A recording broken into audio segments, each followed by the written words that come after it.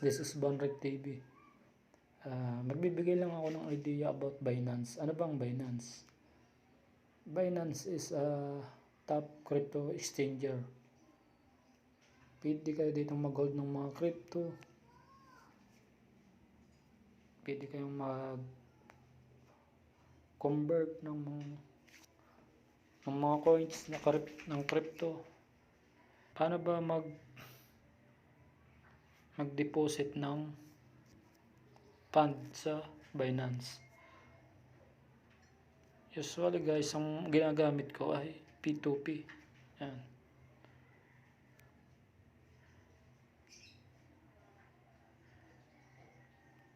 P2P guys, bali magti-trade lang kayo. Bibili kayo sa mga seller ng mga coins.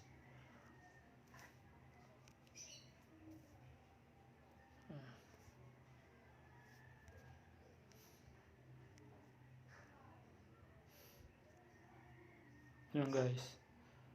Yan.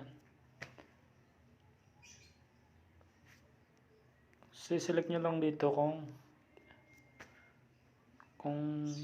gaano karaming USDT. Dito pala guys, sa P2P, pwede ka lang bumili ng USDT. Isang stable coin.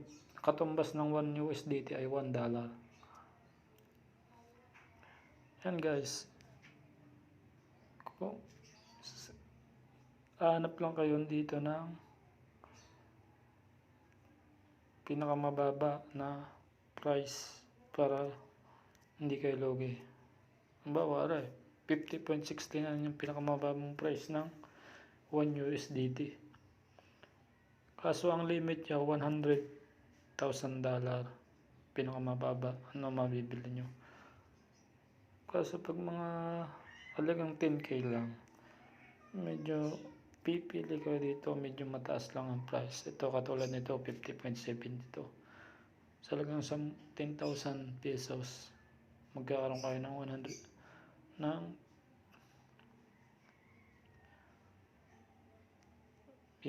katumbas ng 10,000 ay nasa $200. Select nyo lang yung buy guys.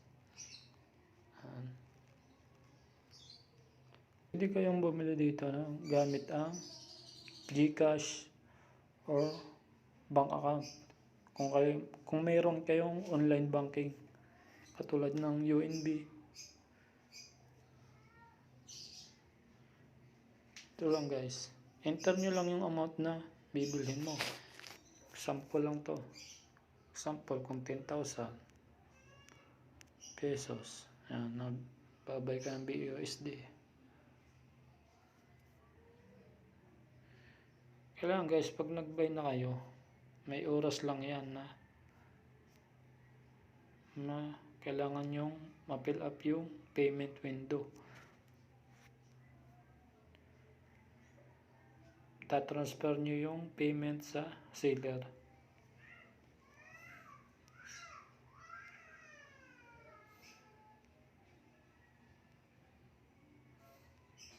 Ganun lang guys. Hindi man tayo bibili. Madali lang guys na mag P2P at walang P. 0 P ang P2P. Tapos mga wala pa yatang 5 minutes pag nag-proceed na kayo ng payment sa seller, automatic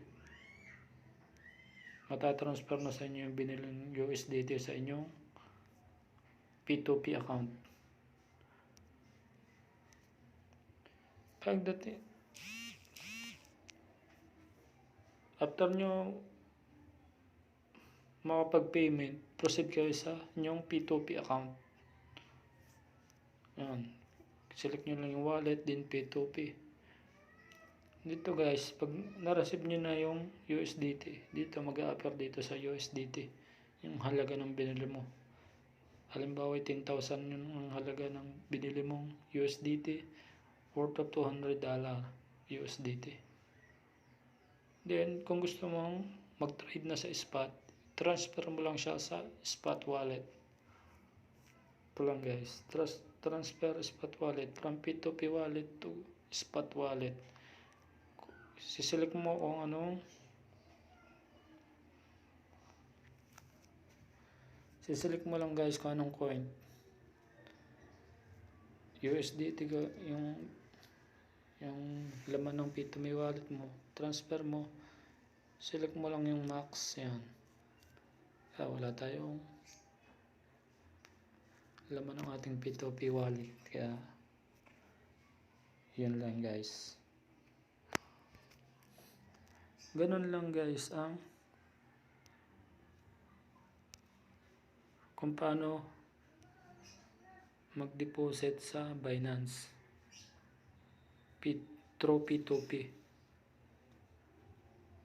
0P. Hindi katulad sa ibang mga,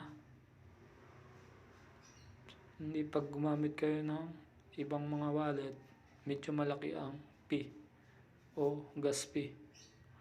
Medyo malulugi kayo doon guys.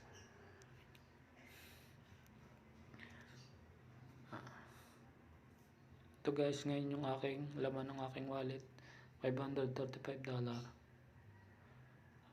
Hanggang dito na lamang muna guys. Kung gusto nyo na palang mag-register sa Binance, so,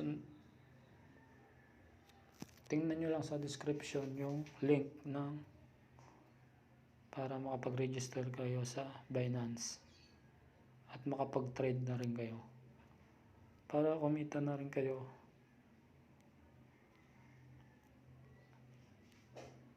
Hanggang dito na lang guys. Huwag nyo na rin kalimutang mag-like at mag-subscribe. Bye bye.